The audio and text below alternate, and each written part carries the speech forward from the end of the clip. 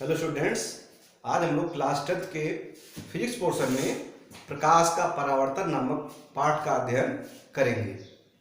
दोस्तों, इसमें पहली बात आती है प्रकाश क्या है। प्रकाश एक प्रकार की ऊर्जा है जिसकी उपस्थिति में हम वस्तुओं को देख सकते हैं। प्रकाश आता कहाँ से है? जैसे हम सभी जानते हैं कि प्रकाश हमको सूर्य से मिलता है। तो हमारे पृथ्वी पर प्रकाश का एकमात्र स्रोत क्या है? सूर्य है। इसके अतिरिक्त हम लोग कृत्रिम वस्तुओं से भी प्रकाश की प्राप्ति कर सकते हैं, जैसे बिजली का बल्ब है, मोमबत्ती है इत्यादि। जो पदार्थ प्रकाश को उत्पन्न करते हैं उन्हें हम दीप्त वस्तुएं कहते हैं, और जो वस्तुएं हमको प्रकाश की उपस्थिति में दिखाई पड़ देती हैं उन्हें हम अदीप्त वस्तुएं कहते हैं। जैसे सूर्य है, तारे हैं, बिजली का बल्ब है, मोमबत्ती है, ये सब हमारे क्या है? दीप्त वस्तुएं हैं। इसके अतिरिक्त जैसे चंद्रमा है, टेबल है, कुर्सी है, मेज है, हम हैं, आप हैं, आप क्या है? सूर्य के प्रकाश की उपस्थिति में दिखाई देते हैं, इसलिए क्या हम लोग अदीप्त वस्तुएं हो गए। ठीक है, नॉन ल्यूमिनस। अब इसके बाद आती है प्रकाश के गुण क्या क्या है। देखिए, प्रकाश क्या? प्रकाश को हम लोग देख नहीं सकते हैं, लेकिन क्या प्रकाश की उपस्थिति में हम विभिन्न वस्तुओं को देख सकते हैं। प्रकाश अपने स्रोत से सदैव सीधी रेखा में चलता है। ये रास्ते में कहीं भी बेंड नहीं होता, कहीं भी मुड़ता नहीं है, और एक ही स्रोत से निकलने वाली प्रकाश किरणें कभी भी एक दूसरे को काटती नहीं है। हाँ, ये बात अलग है कि अलग अलग माध्यम में प्रकाश की चाल अलग अलग हो सकती है। जैसे निर्वात है, निर्वात में सबसे ज्यादा तेज है, जैसे आप पढ़े होंगे 3 लाख किलोमीटर प्रति सेकेंड। अगर इसके रास्ते में कोई बाधा आती है जो पारदर्शक बाधा है, जैसे मान लो हमारा वायुमंडल है, या पारदर्शक जल है, या कांच है, साफ कांच है, तो इसमें क्या होता है? प्रकाश की जो चाल है थोड़ा सा धीमी हो जाती है। अच्छा, अब जैसे प्रकाश जिन माध्यमों में चलता है, किस किस माध्यम में चल पाएगा? तो प्रकाश को चलने के 3 तरह के माध्यम हैं जिसमें चलता है। पहला है पारदर्शक माध्यम, जिसमें कि हम ऐसा माध्यम जिसमें हम आर पार देख सकते हैं, बिल्कुल साफ कांच का टुकड़ा। ठीक, या फिर हमारा वायुमंडल है, क्या ये पारदर्शक माध्यम है। इसके अतिरिक्त अर्ध पारदर्शक माध्यम है, जैसे धुंधला कांच हो गया, गंदा पानी हो गया, क्या है? अर्ध पारदर्शक है। इसके अलावा है अपारदर्शक, जिसके आर पार हम देख नहीं सकते हैं। ठीक, अब इसके बाद बात आती है प्रकाश जो चलता है अपने स्रोत से, वो किरणों के रूप में चलता है। ठीक, अब ये प्रकाश किरणें भी कई तरह की होती हैं। पहली है अपसारी किरणें, ऐसी किरणें जो किसी एक स्रोत से निकलती हुई प्रतीत होती हैं या चलती हैं, वो क्या है? और आगे चल के फैल जाती हैं, ये अपसारी प्रकाश किरणें हैं। और ऐसी किरणें जो किसी एक बिंदु पर इकट्ठा होती हुई प्रतीत होती हैं, जैसे मान लीजिए कि ये कोई बिंदु है, अगर यहाँ पर कोई किरण आती हुई प्रतीत हो रही है, यहाँ कर, ये क्या है? अभिसारी किरण पुंज, किरण पुंज।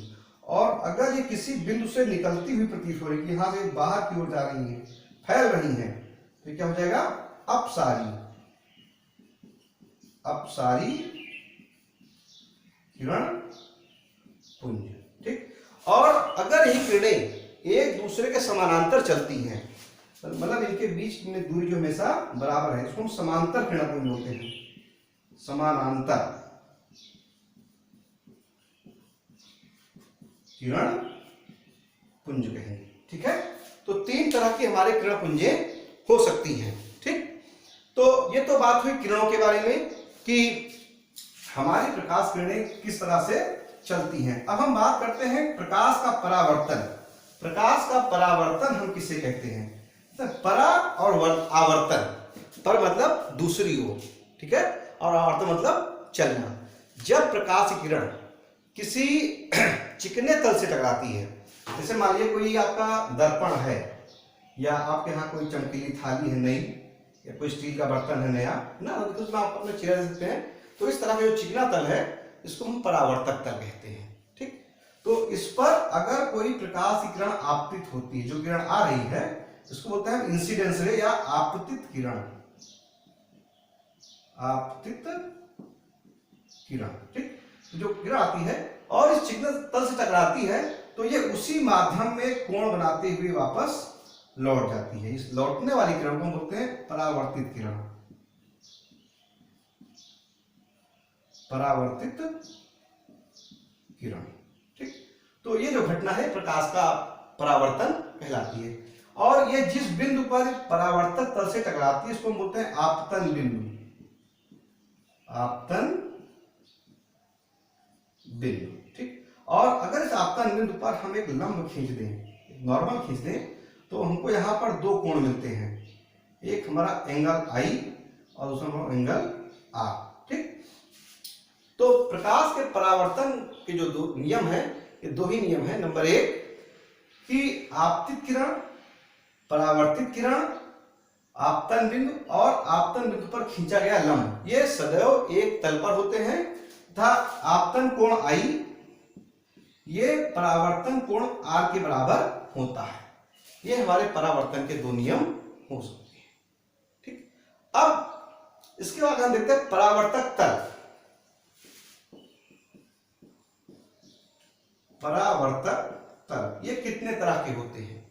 ये हमको दो तरह से मिल सकते हैं परावर्तक तल, ठीक। तो एक तो हमारा है नियमित परावर्तन। क्या है?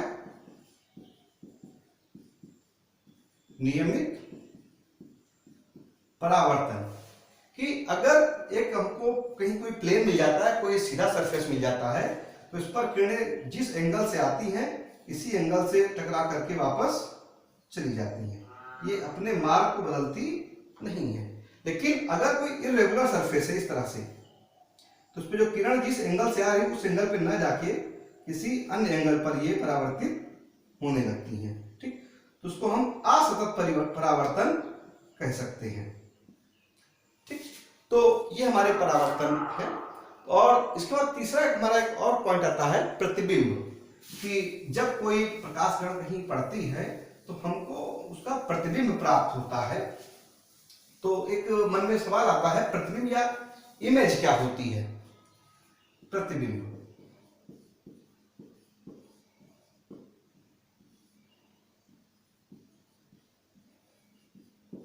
इमेज। देखिए, जब कोई प्रकाश किरण परावर्तन के पश्चात जिस बिंदु पर आपस में टकराती हैं, क्योंकि ऐसा नहीं है कि प्रकाश किरणें जैसे टकराई वैसे ही निकल गई, क्योंकि किसी भी स्रोत से एक से अधिक प्रकार की प्रकाश किरणें निकलती हैं। तो जिस बिंदु पर ये किरणें परावर्तन के पश्चात टकराती हैं या टकराती हुई प्रतीत होती हैं, उस बिंदु पर जो आकृति बनती है उसे हम वस्तु का प्रतिबिंब कहते हैं। तो इस जैसे मान लीजिए कि हमारा एक दर्पण है और यहाँ पर कोई वस्तु खड़ी है, मान लीजिए कोई भी है ABCD, ठीक है। तो ऐसे एक प्रकाश किरण आई और यहां से चली गई, ठीक। और दूसरी प्रकाश किरण आ रही, क्या यहां से चली गई। तो इनका दूसरे साइड में अगर हम देखेंगे तो लगेगा कि यहां से किरणें आ रही हैं टकरा करके, ठीक है। और यहां पर जो इमेज बनेगी वो हमारा प्रतिबिंब कहलाएगा। क्लियर? अब अगर हम देखते हैं तो प्रतिबिंब हमको दो तरह का मिलता है। कितने तरह का? दो तरह का। पहला है वास्तविक प्रतिबिंब, वास्तविक प्रतिबिंब, और दूसरा है आभासी प्रतिबिंब, आभासी प्रतिबिंब। ये बोलते हैं रियल इमेज, और दूसरा हमारा वर्चुअल इमेज, वर्चुअल इमेज, ठीक। वास्तविक प्रतिबिंब क्या है?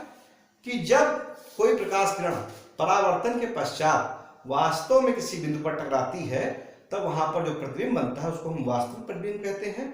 और इसके अतिरिक्त अगर कोई दो मिलती हुई प्रतीत होती हैं, परावर्तित किरणें मिलती हुई प्रतीत होती हैं, तो उसको हम आभासी प्रतिबिंब कहते हैं। ये जो हम लोग समतल दर्पण में देखते हैं ये हमारा आभासी प्रतिबिंब होता है। अब इससे बार बार बात आ रही दर्पण की, तो दर्पण क्या होता है? दर्पण आपने देखा कांच का कोई टुकड़ा या कोई परावर्तक तल होता है कि जिस पर हम लोग अपना चेहरा इत्यादि देख सकते हैं, ठीक है। तो दर्पण या मिरर, दर्पण, मिरर, ठीक, ये दो तरह के होते हैं। पहला है समतल दर्पण, समतल दर्पण, और दूसरा है गोलीय दर्पण, गोलीय दर्पण, इसको बोलते हैं प्लेन मिरर, प्लेन मिरर, और दूसरा स्फेरिकल मिरर।